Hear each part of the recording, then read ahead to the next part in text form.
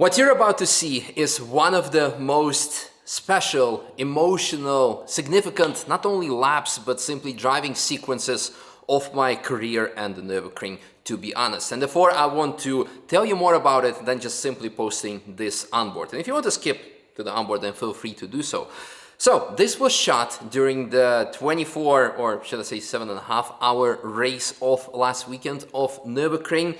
And a quick flashback. So our team, consisting out of Steve, Jimmy, Manuel, and me, ended up being only 3 of us because Steve unfortunately got disqualified for speeding through the code 60 zone.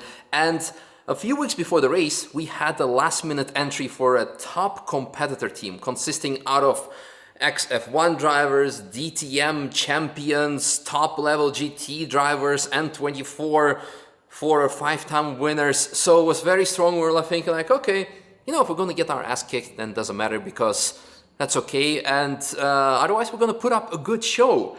So due to Steve qualifications on top, we also received 90 seconds penalty. So we did a formation lap, we did the first lap, and then our car had to pit in and wait for 90 seconds and then proceed to, well, straight on. But after the first lap, you can understand that we were on the last position, and then it was catching up at those 90 seconds and whatever might be ahead. And eventually, after 4-hour race, we were on or I would say 5-hour race, 4 or 5 hours. We were almost closing in on P2 and towards P1. It was my time to get in the car and, well, just simply drive. The objective was to simply survive and survive through the night, first of all, most importantly. So I was driving, and then all of a sudden I overtake one BMW M4 GT4, and then as I passed it, I ran into the traffic in the carousel, and that car passed me again. I'm like, okay, let's have a look. And as I'm closing in, I see Bamble with Care on the back trunk, and I'm like, hold on a second, that's this top-level team. Quick radio, and like, hey, is that P1 ahead of me? Yep, copy, that's P1. I'm like, oh my God, are we really, did I actually pass him? Okay, so proceeded to actually follow him to see what he will be doing, how his pace is going to be, and then I realized we can actually go for the pass.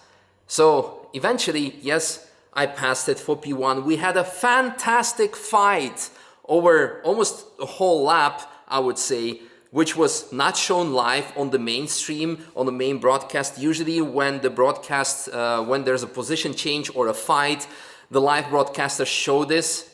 But I have the feeling that only when someone gets his permit revoked and disqualified, then the headlines are, oh, Sim Racer did some stupid stuff. But when some vlogger overtakes someone who's very capable, I think we should not talk about this. I'm not salty, but this is why this was a very emotional moment for me. I do not want to be giving any attention to the haters, but whenever something negative happens, a crash or whatsoever, everyone says, he cannot drive, or he only got his seat at Bilstein because of his followers. Where are your 1 million followers if that's so easy? But that aside, after 1 year of hard work, of preparing, of becoming like, of training on the sim, and in general, me driving in the most trickiest conditions, wet and dry at night with traffic, against a competitive team, we've proven that we can catch up to them and probably had a better pace. And then red flag came when we went for the pit stop. And yeah, we were P2. And you can realize why I was, of course, extra salty, extra frustrated, because we could have been, would have, should have been P1. But with this lap, I've shown what I needed to show. This was, for me, everything that was mattered. And I hope you enjoy this fight as much as I do. It was fantastic. We will be definitely back next year for more. I hope we're going to have just a strong competitor field next year to prove ourselves.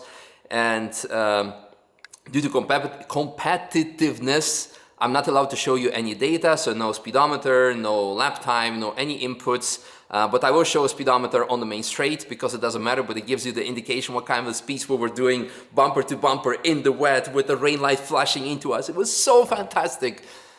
And this is why I'm upset. And this is also why when I realized when the race ended prematurely and I was extremely pissed off, I realized I'm not a vlogger anymore. I'm a race car driver because I want to go for a freaking win.